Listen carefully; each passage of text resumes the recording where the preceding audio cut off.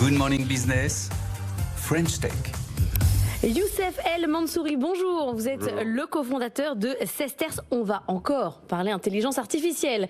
Ce matin, on n'a fait que ça, je crois, depuis le début de la semaine. C'est une semaine IA dans cette case. Entreprise marseillaise qui se définit comme un super calculateur et qui met à disposition ses capacités de calcul pour entraîner de l'IA. Alors, est-ce que ça veut dire que je peux vous louer moi, des super ordinateurs, enfin moi ou une entreprise, pour entraîner les IA que j'aurais moi-même conçus et donc faire des tests grandeur nature grâce à vous? Effectivement. Alors sur notre plateforme, on propose plusieurs types de services. Le premier, effectivement, c'est l'entraînement des IA. Que ce soit une petite, moyenne ou grande entreprise qui a des besoins de quelques cartes graphiques, une carte graphique jusqu'à des milliers de cartes graphiques. Mais aussi, on propose le service d'inférence. Donc, c'est le service de faire tourner son IA et de permettre à l'utilisateur d'interagir avec celle-ci. Faire tourner son IA, bah oui, parce que c'est quand même la clé. Il lui faut des données, des supercalculateurs. Oui. C'est ça la clé, Anthony. Absolument. Mais alors moi, la question que j'avais, c'était, vous disiez, on a des cartes graphiques qu'on met à disposition. Vous en avez 15 000, je crois, c'est ça, 15 000 GPU que vous pouvez mettre en location, c'est ça? Effectivement. On a pratiquement 15 000 GPU sous gestion aujourd'hui chez Sesters. Donc que vous achetez, j'imagine, chez Nvidia. C'est le plus gros fournisseur. Mais comment est-ce que vous arrivez à vous fournir, déjà? Parce que Nvidia, vous savez que vous êtes en concurrence. Choisit ses clients. Donc vous êtes en concurrence avec Meta, avec Elon Musk aussi. Donc comment vous arrivez à les convaincre? Et puis ensuite, comment vous financez ça? Parce que un GPU, c'est autour de, c'est entre 40 000 et 100 000 euros en fonction des prix.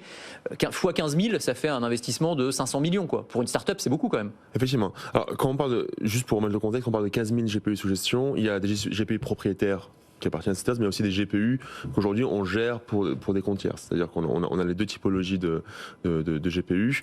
Aujourd'hui, chez Nvidia, un choix qui semble stratégique et qui est fort, c'est le fait de mettre en avant les cloud providers spécialisés dans l'IA.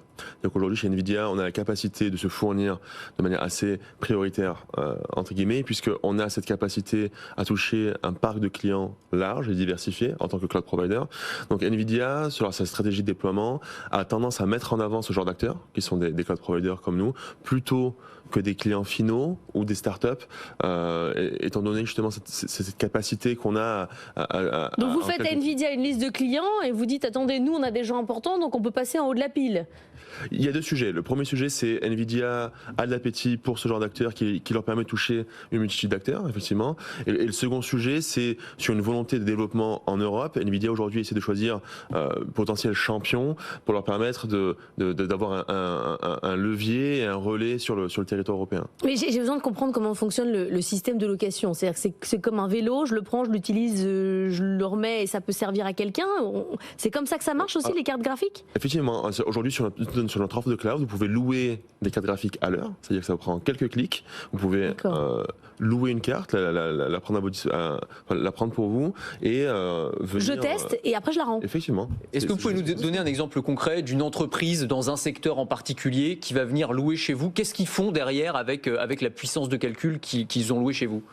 On a en partenaire plusieurs centres de recherche, donc centres de recherche qui peuvent aujourd'hui venir louer la puissance de calcul chez nous, soit lancer des tests en simulation, soit lancer des tests par exemple sur l'entraînement d'une IA, ce qu'on appelle un large language model, ce qu'on voit beaucoup avec les ChatGPT, des Mistral AI, ce genre d'acteurs. Et une fois que cette entreprise interagit avec notre matériel, elle a en sortie soit un modèle entraîné, soit une simulation définie qui lui permet ensuite d'avancer sur ses travaux de recherche. Et ça, c'est ce que permettent de faire les supercalculateurs classiques, j'allais dire, dont on parle depuis des années déjà, ou alors il y a une spécificité avec votre modèle? Nous, la spécificité de nos modèles, c'est qu'aujourd'hui, on a des architectures réseau, des architectures de stockage qui sont vraiment poussées. C'est-à-dire qu'aujourd'hui, on se base sur des architectures qu'on appelle InfiniBand, qui permettent d'accélérer des modèles IA au maximum de ce qu'on peut faire. C'est qu'aujourd'hui, les architectures que nous proposons à nos clients sont les mêmes que celles, par exemple, d'un xAI ou Tesla sur leur nouveau supercalculateur aujourd'hui en Europe. Mais donc vos clients, c'est Mistral AI, c'est pas la PME du coin. C'est plutôt ça votre typologie de client. La volonté chez Sesters, c'est de pouvoir fournir en puissance de calcul tout type de client, quelle que soit la typologie. Donc effectivement, ça va de... N'importe qui a besoin de tester son IA. Exactement, ça peut partir d'étudiants en recherche sur des sujets d'intelligence artificielle jusqu'à des sociétés, effectivement, comme Mistral AI, qui ont des besoins en milliers de ça coûte combien de louer un supercalculateur pour tester une IA pour une heure, pour une soirée, pour les soirées d'Anthony. Bizarre soirée. Ce qui est intéressant sur notre offre de cloud, c'est que vous avez une diversité de cartes graphiques et c'est vraiment une volonté chez Cesters de pouvoir proposer une typologie diverse de cartes graphiques qui part de modèles très peu chers. C'est-à-dire qu'on peut partir à 20-30 centimes de l'heure jusqu'à des modèles aujourd'hui les plus compétitifs où on est plutôt à 3-4 euros de l'heure. Ouais, ça dépend de la puissance dont on a besoin évidemment. Et comment est-ce que vous gérez le côté environnemental ou en tout cas consommation énergétique, parce que j'imagine que pour vous ça doit être un centre de coût absolument colossal.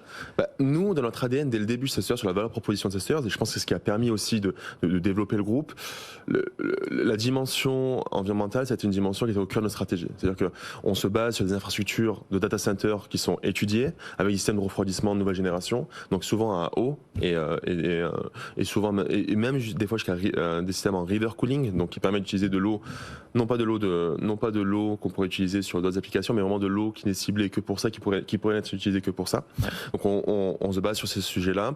Et de l'autre côté, sur la partie vraiment logicielle, on optimise l'utilisation électrique, on optimise l'utilisation de la mémoire pour permettre d'avoir une utilisation qui soit la plus efficace possible. Youssef El Mansouri, le cofondateur de Cesters.